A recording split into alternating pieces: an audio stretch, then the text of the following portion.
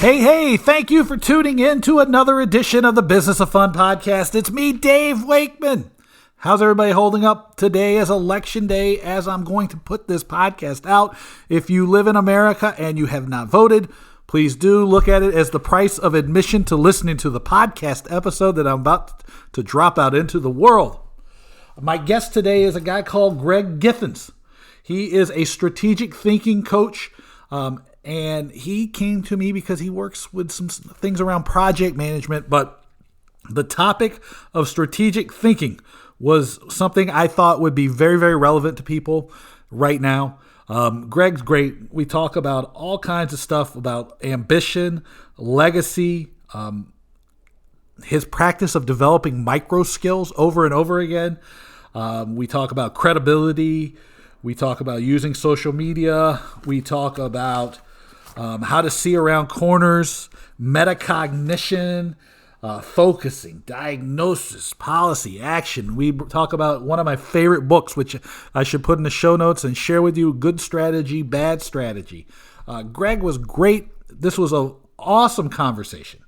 I think you're going to dig it. I think it's going to be a good distraction for you if you listen to it today while you're waiting for election results. Hopefully you aren't waiting for them. You're just going to give yourself some mental health breaks here, because I know the last couple weeks have been super stressful on people, myself included.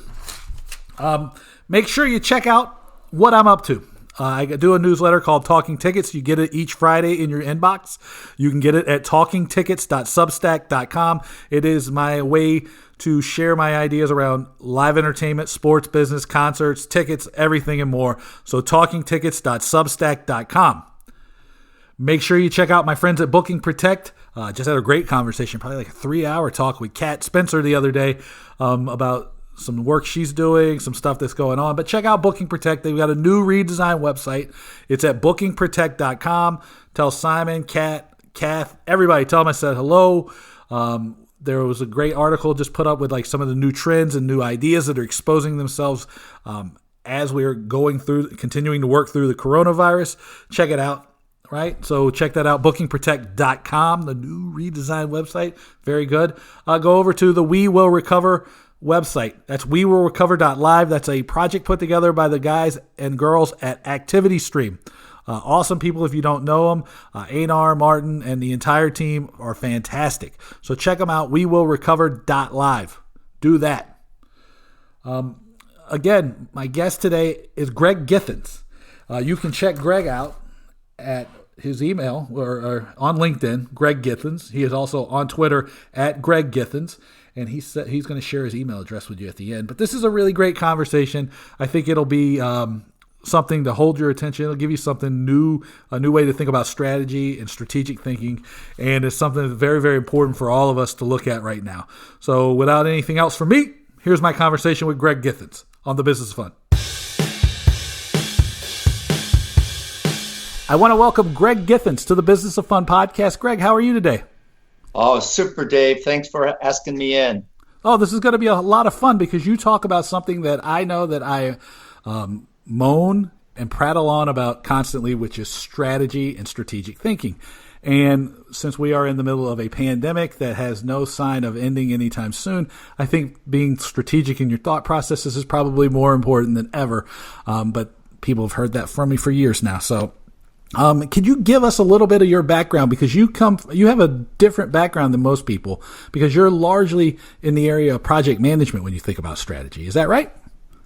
Well, yeah. So, but that really just describes my origin. So when I graduated from college, I went to work for a project-oriented company, and I had the really good luck of a company that went from a small handful of people to going on the New York Stock Exchange, and we're acquiring companies, and it was just such a thrilling ride to be able to do that.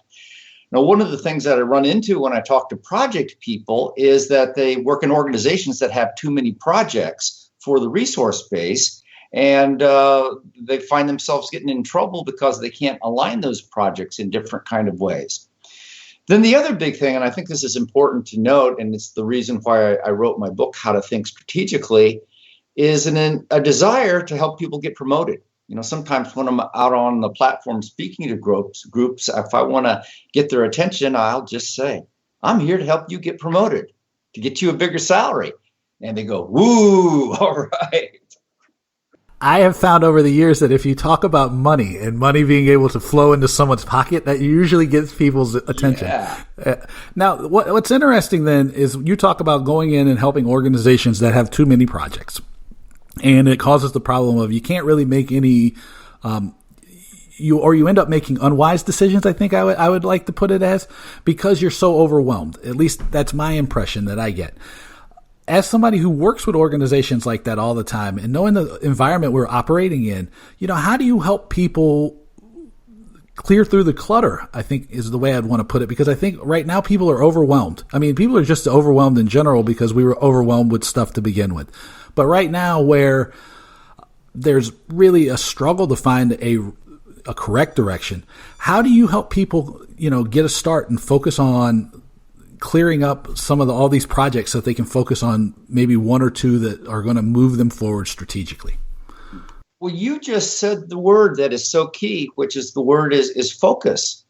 And that is kind of one of the root causes that people have this inability to focus. A lot of times they're using as an excuse, I'm too busy. I'm too busy to think strategically. Well, so from my perspective, the starting point is with the individual. And if you want to receive the benefits of being known as a competent strategic thinker, you've got to put a little work in. Now, to some people, obviously, it comes a little bit easier than to others. And a lot of folks, and I have sympathy for them, that work in large organizations with top managers who have big aspirations and big goals. And what you see in those kind of organizations is every project is important to someone, someplace in the organization. The organization has an inability to focus. And the reason that they have an inability to focus is that they have bad strategy and not good strategy. So kind of my idea is that we start with the individual, and an individual can be a competent or incompetent strategic thinker. And that if we have one or more competent strategic thinkers in an organization, we're much more likely to have good strategy rather than bad strategy. And a lot of it just keeps going back to focus. You're talking my language today. So help me help the people who are listening to this by giving me your definition, and you can take either one of these you want, of a bad strategy or a good strategy. Mm-hmm. And whichever one you want to talk about, whichever one you find easier. Yeah, sure thing. So here I lean on the author of a book, Richard Rummel. And the name of the book is Good Strategy, Bad Strategy, the difference and why it matters. Good strategy involves three things: a diagnosis of the situation, situational awareness. It involves setting a guiding policy. And so what that means, deciding what you're going to do, and really importantly, what you're going to not do or what you're going to stop doing. And I think that's where so many organizations and individuals struggle. They just don't want to give something up. The third thing that you need is to have coherent action. So diagnosis, guiding policy, coherent action is what makes for a good organizational strategy. To keep it simple, that organizational strategy is a long list of goals of things that you wish would happen without probably the resources to do it. Right. The resources, the focus, and the good strategy and bad strategy is funny. You mentioned it because the person who's the podcast before yours, it's all about good strategy and bad strategy as well. And the book is only not within arm's reach right now because I cleaned off my desk earlier, just a minute ago. So you could focus. Yeah. Oh, yes, exactly right. Because when I do these things, I don't like to have a lot of stuff going on around me because I like to pay attention to the person I'm talking to. And the what is it called? It's the kernel is what Richard Rummel calls the kernel of strategy. And I actually heard a guy called Mark Ritson, who is a marketing professor from Australia. He gave me a definition that said there was 2 questions long. That if the kernel's too hard, here's two questions that you can ask, which is where will you play and how will you win? And I think that really the challenge you talked about that's really, really important is it all starts with a lack of focus. You have all these goals and ideas and everything just laid out, and they're all great ambitions. They're all awesome, right? I don't want to tell anybody their goals and their ambitions aren't awesome. The thing is, you can't do everything. And for most of the time, I think when people set these goals, you said resources, they don't have those. They don't have the attention of the executive or the team that needs to be there. But their goals are not so much goals. They're just like they're wishes.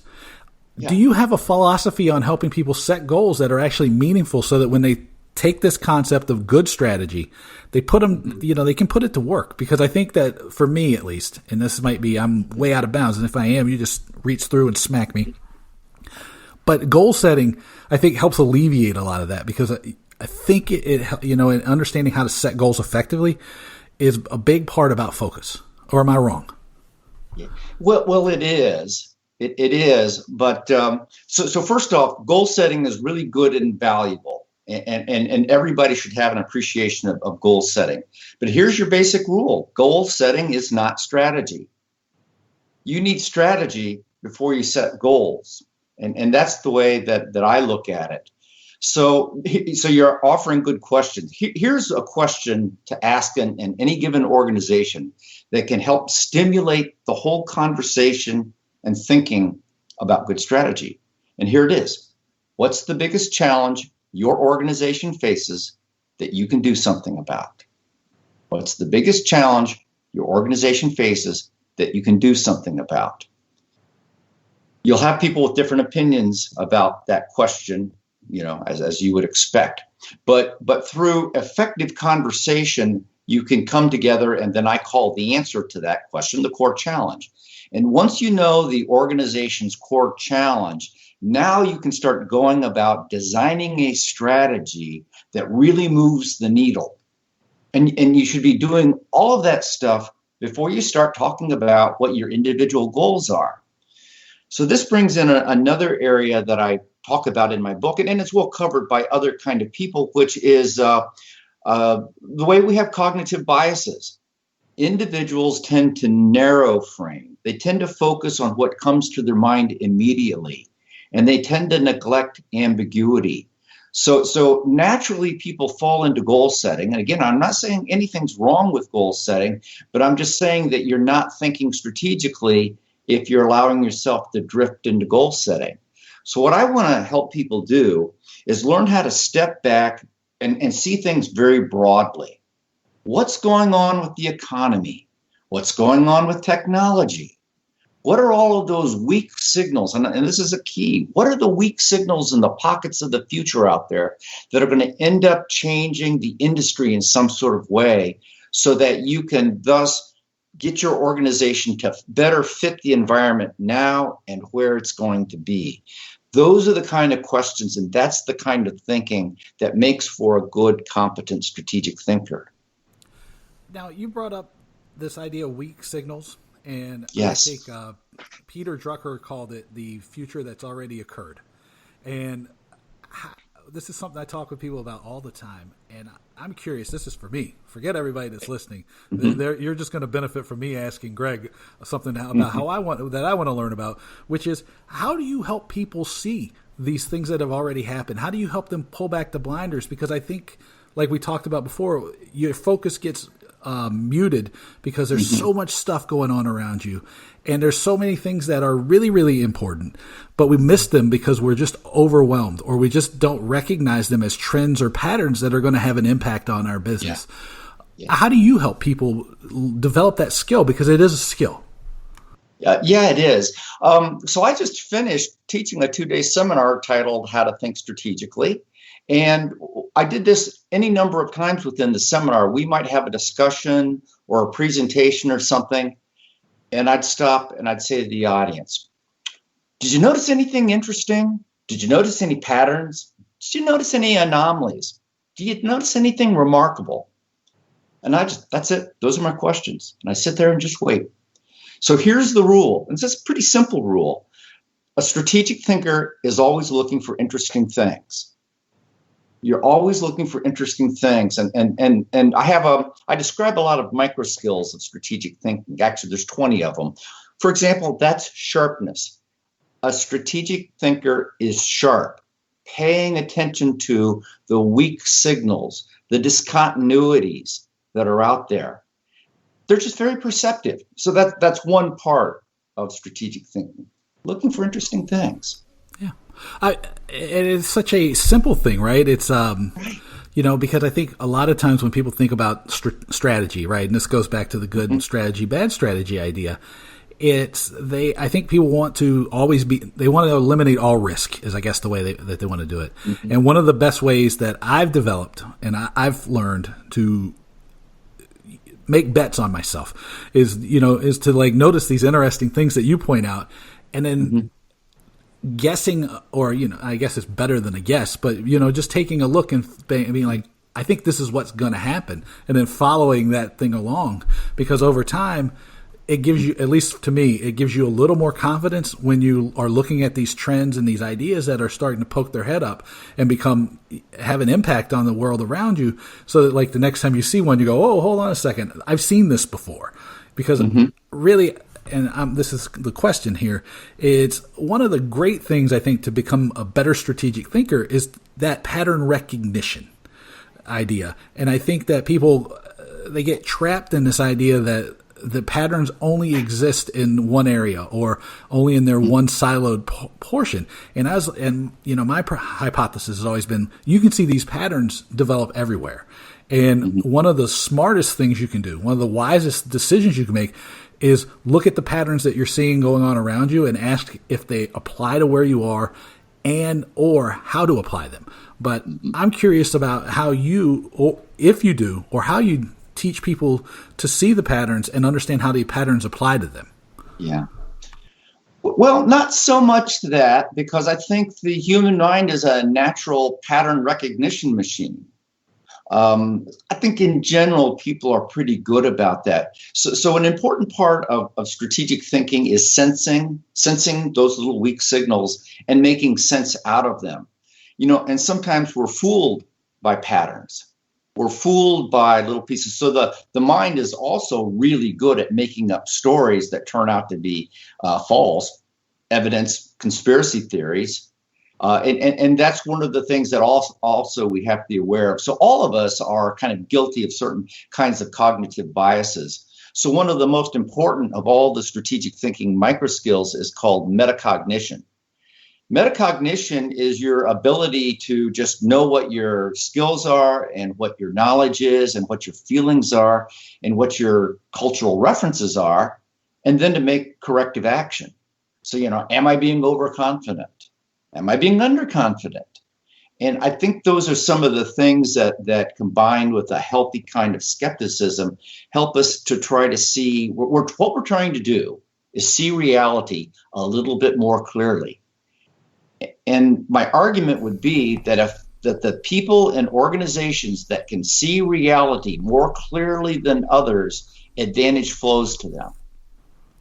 I would agree. Now, I have two questions out of this because there's one, you talked about sensing things, about, one of the key skills of being a good strategist and thinking strategically is the ability to sense the larger patterns in the world around you and understand, have cognition on this. How much do you rely on your gut as a strategist? And how much are you strictly driven by data and, formulas and, and these things? And how much of it's instinctual? Well, we have to be careful about our instincts and our intuition sometimes, but certainly we need to go back and we need to look at these weak signals, and and here's what we're looking for. We're looking for an insight. I often say that insight is the secret sauce of strategy, and everybody's had an insight. It's sort of that aha moment where we get a better story that replaces a mediocre story. And when we find insights, and that's really the journey that every strategic thinker is on the journey to find insights and then to try to refine those insights. The first insight is sometimes just sort of a little bit half-baked, but we can refine it. And how do we refine it? We refine it with experiments. And if we can get data to support those kind of things, that's really good. So my background is in science. I love data. But I also recognize that there's a certain kind of art to all of this. that I have to figure out. I have to be driven by asking powerful, insight-generating questions. I have to notice these interesting things, and then I have to start to arrange them into some sort of way that I can use my resources to make progress. And I think that's a really good point where you come from a background in science.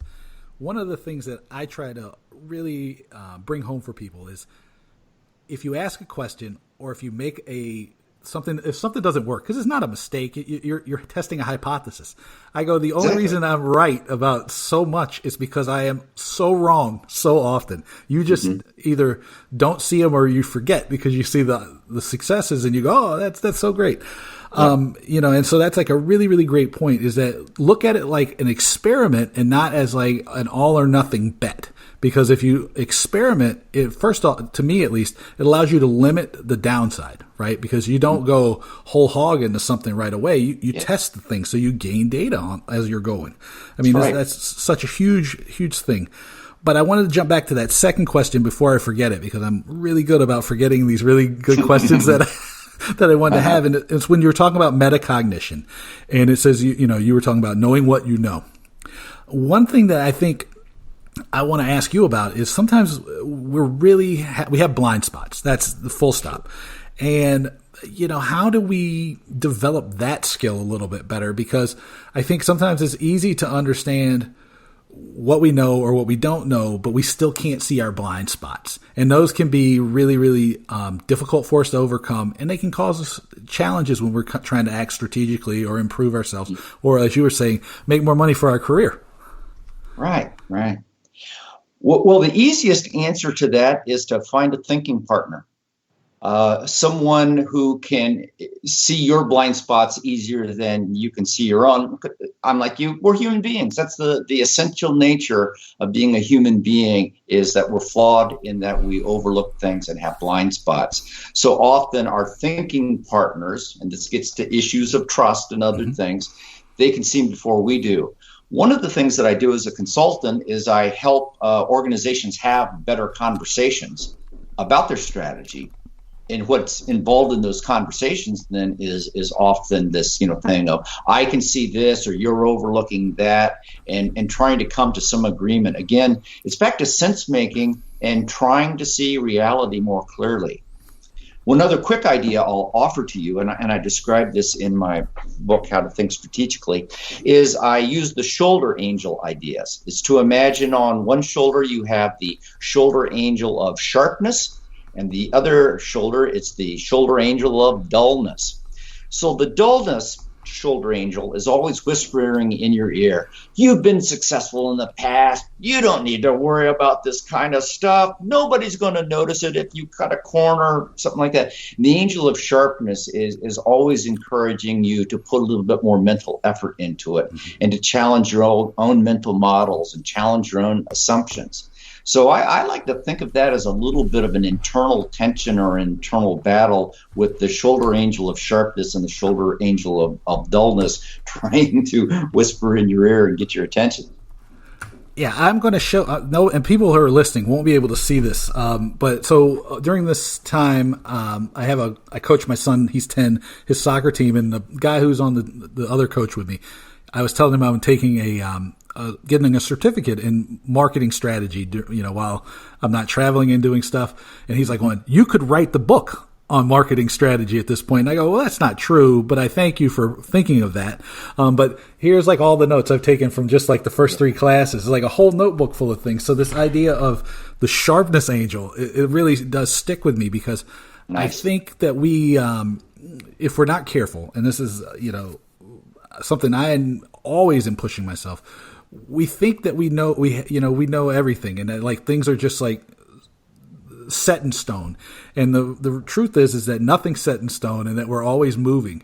And it's just that your ability to adapt and to grow and to keep being successful is really it's not directly correlated, but it's definitely has some correlation with your willingness to be able to evolve and recognize these things that are changing around you and be able to adapt and use them. Because if people are looking at me as like the guy who can write a marketing textbook, and I have a 100-page notebook full after 3 classes, that just shows you that anybody can learn anything.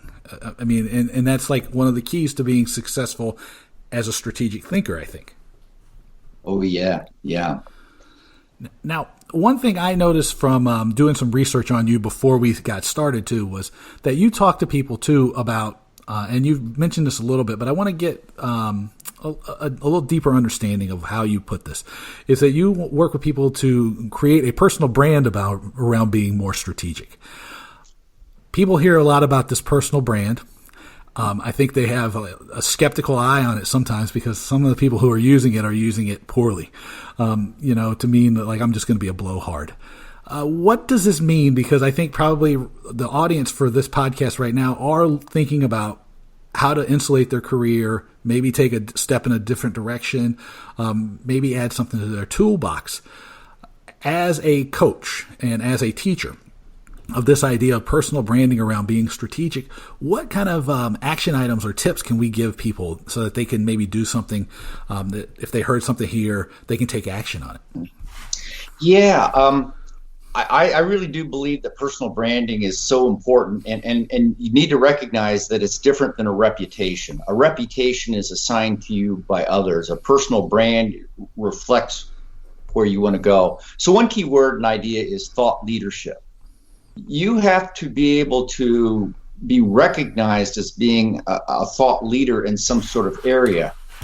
And to me, that means maybe it's doing speeches, maybe talk to your local chamber of commerce about your specialty and the things that you do. I really think there's a lot of opportunity in social media for you to sign in there. And I always encourage people, go to LinkedIn and make a thoughtful comment. If someone has posted something, and if there's a conversation going on, jump in there thoughtfully. And that starts bringing the kind of attention that you want. One other thing is that, frankly, most people's resumes are so boring and so out of touch with what needs to be done. That what I often go with people as a starting point when I'm doing coaching is, hey, let's pull out and look at your resume. And it's boring. And it's boring because they haven't put time into thinking about their personal brand. It's just a litany of the jobs held and the positions of that job. They're not showing anybody that they know where they're going. And it ends up being a checklist of activities as opposed to a document that's focused on outcomes and impact. And this is if I guess if people only get one thing from our conversation, everything that you're doing, and this I'm going to ask Greg this because I want to know if I'm completely giving you bad advice. But when you're talking about your personal brand, or you're talking about your resume, or you're focusing on being strategic and developing that brand within your organization, focus on impact. If you are able to create more revenue in your organization, I want to know how much more revenue you created and what the percentage increase that was. If you put a little flavor around that, even better. You might not be in a revenue generating role. Okay, so how much more efficient is your business segment because of what you've done, or how much more quickly is something getting done because of you? All of these things are impact, and they have a bottom line impact on the business, but they also should have a positive top line for you. Or am I wrong, Greg?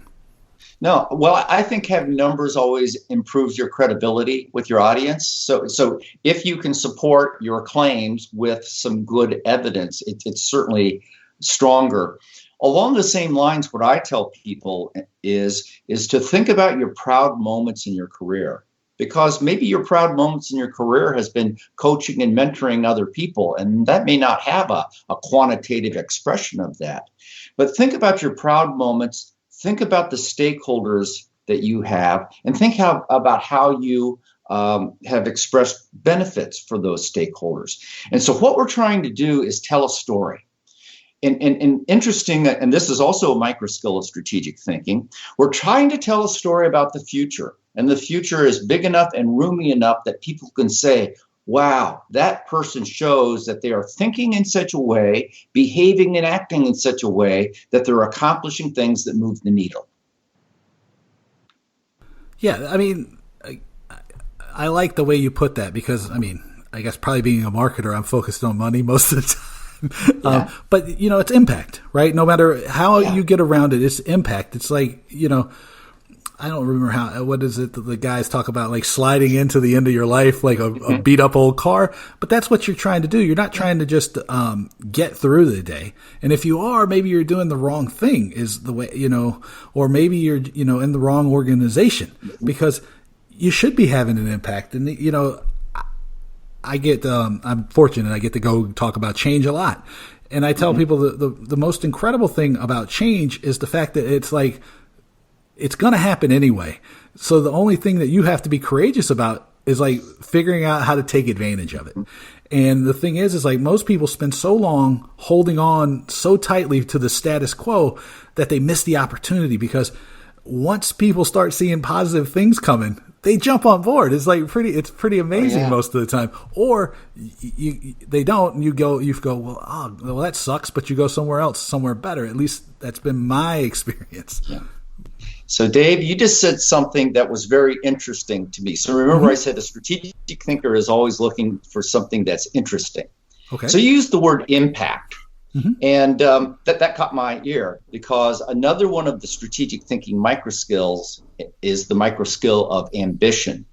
And that micro skill is just not about climbing up the ladder with your career, but it's what kind of impact do you want to leave on the world?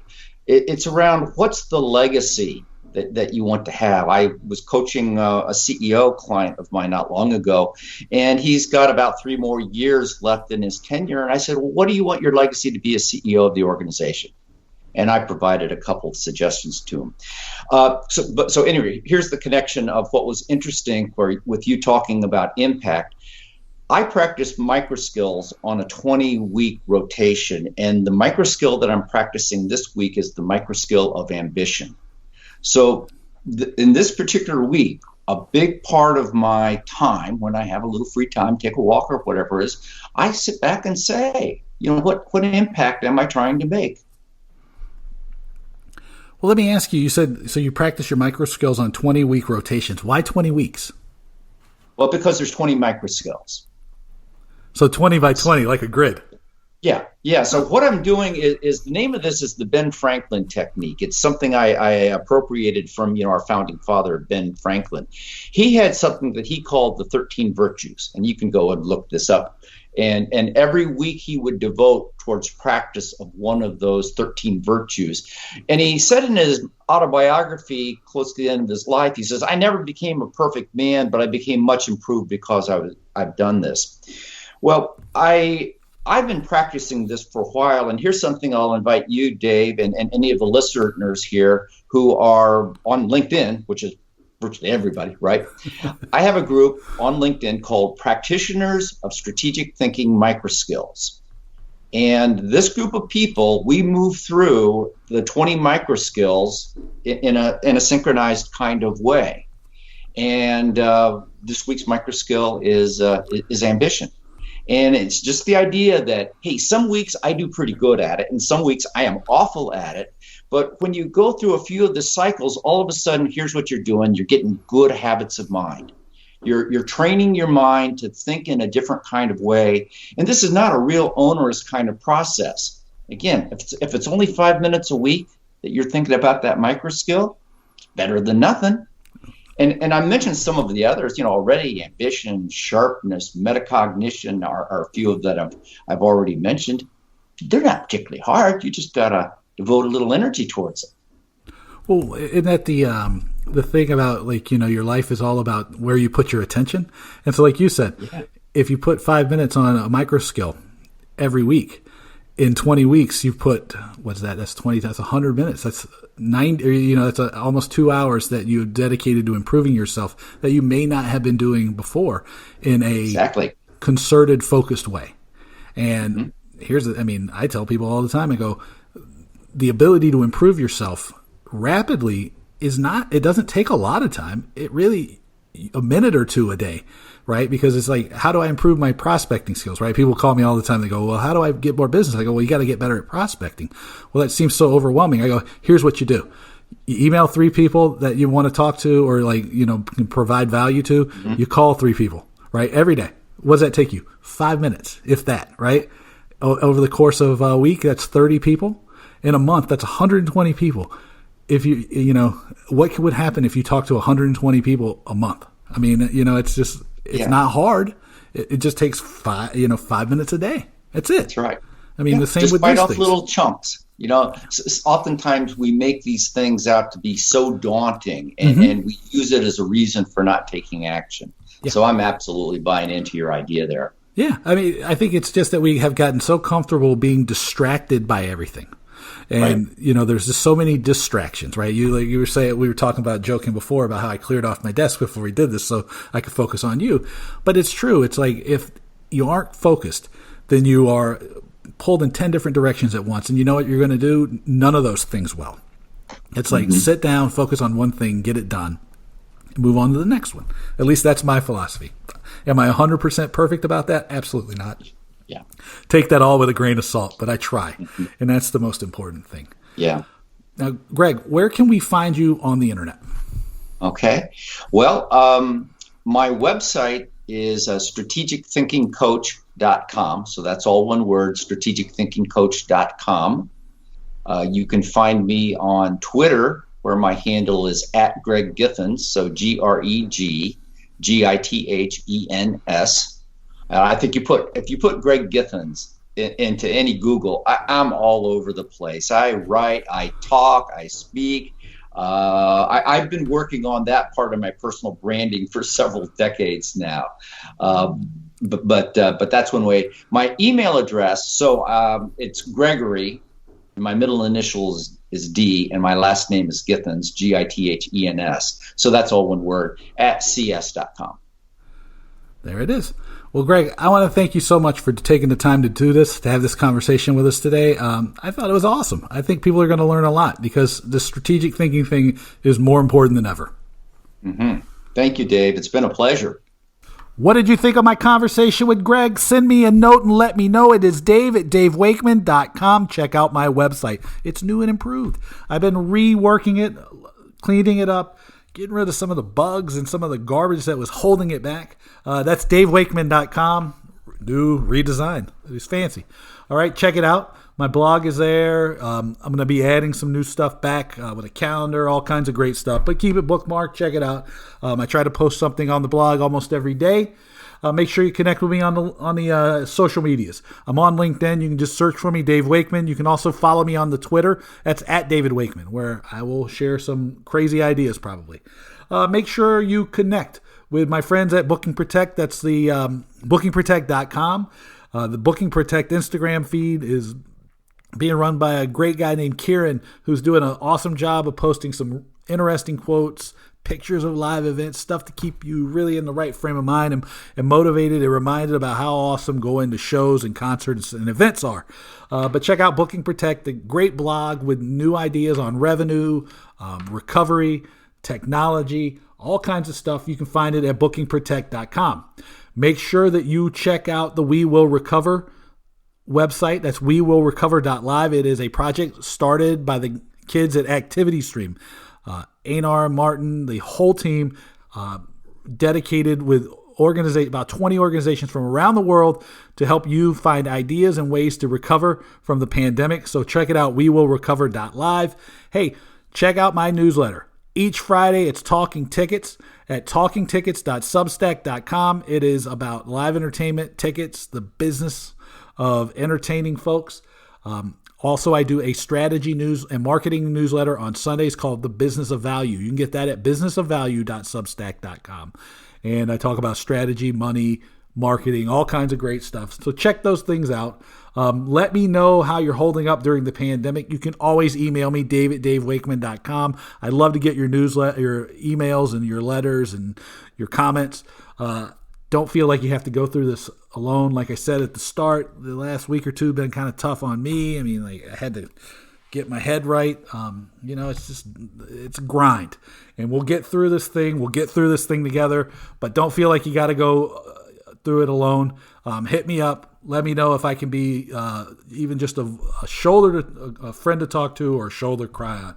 I'm here for you the way all of you have been there for me. So until next time, take it easy and I'll talk to you soon.